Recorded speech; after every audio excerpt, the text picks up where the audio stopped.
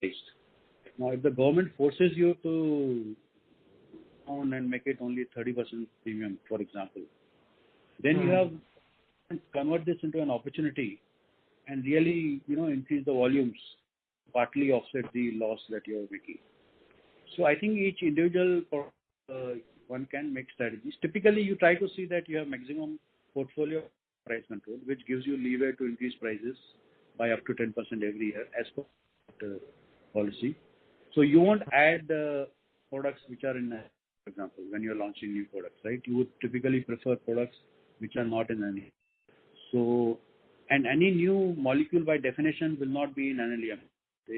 They only put the current products in that list. So I would say it's a play having minimum possible put NLEM and don't add further. That's all you can do, because government, they will continue to have price controls. And I think when industry kind of learns to live with it, I guess. Correct. And do you see the risk of generic being implemented in India and the removal of all branded sales? Yeah. So I think ever since the Prime Minister there was a lot of flurry. Yeah. See, basically, in the Western world, let's say in US, Japan, Europe, there is government to push towards the generics. But I think what is there is that let's say if you want to launch a generic in US, you cannot just launch. You have to get the approval from the US FDA, which means you have to go through all T tests and you have to prove that it is equivalent and so on and so forth.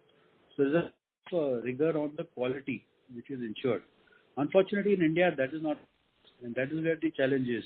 That how do you ensure the of a generic product?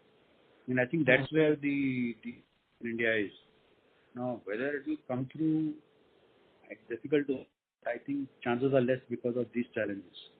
Maybe what they'll do is government supplies when they take. They might insist on generic thing, or they have this Jan Aushadhi outlets, which they are expanding. Jan Aushadhi outlets, they may supply generics at low cost. So that trend will continue. But I think shifting totally, it's not easy. Quality issues. I mean, in principle, as an Indian or let's say as an Indian citizen, it's a good thing. But the problem, I think, is how do you ensure quality? Yeah, exactly. Fair point. Okay, that was helpful. Okay, just now the last thing is just a little bit just to get a sense of strategy of 2 or 3 names that I've mentioned. If you could just give a sense of how are they looking at India? How active are they at launching new products or building a sales team and a kind of aggression in the Indian market? So you could just start, just taking like a couple of minutes each on Pfizer. What is your view on Pfizer in building their India business, launching products, expanding sales force, etc.? So Pfizer, I think. It's more of a steady average growth company. I don't think they have been very aggressive launching new products. And whereas they have, also they have not really made such a big success as far as I know. So they have the historical products which are doing well. They have very strong brands because they have been there for a long time. Those brands continue to do well. But they have launched any patented product, for example, which are way or I think it's more of a maintenance mode company. That's the way I feel. Either in terms of field force and so on. They did try to make efforts to make a foray into CNS, if I remember correctly, central nervous system. But I don't think it's a big success.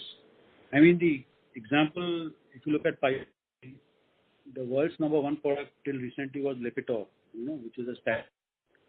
And in India, statin is a huge market, but Indian companies are the ones who have made money out of it.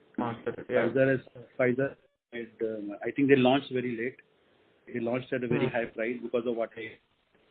And I don't think they have made any headway. Maybe they have some 2-3% market, something like that. Whereas statins is a huge, atorvastatin is a huge